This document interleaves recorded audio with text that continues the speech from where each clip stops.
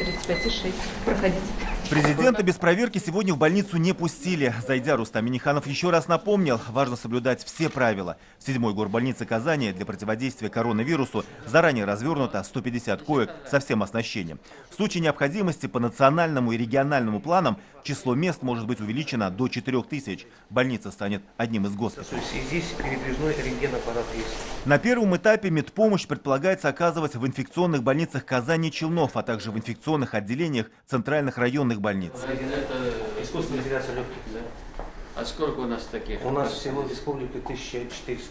Президенту доложили, в республике есть 1400 аппаратов искусственного дыхания и при необходимости доведут до 2500. Осмотрел больницу, Рустам Минниханов обратился ко всем татарстанцам. Сегодня такой напряженный период, когда вот эта болезнь может перейти в такую стадию, когда мы не сможем контролировать, поэтому те решения, которые приняты главой государства, президентом Российской Федерации, они должны неуклонно исполняться.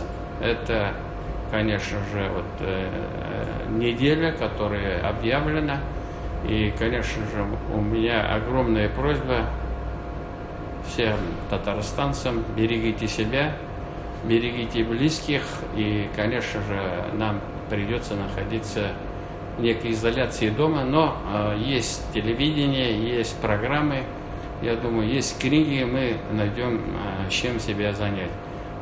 Моя убедительная просьба отнестись с пониманием к этой ситуации. С начала года для оказания помощи обучено более 44 тысяч медицинских работников. Как заверил Рустам Минниханов, руководство республики будет внимательно следить за готовностью специалистов и оснащением медучреждений всем необходимым. Ради Фархулин, Дмитрий Аренин, Марат Сидгараев, ТНВ Казань.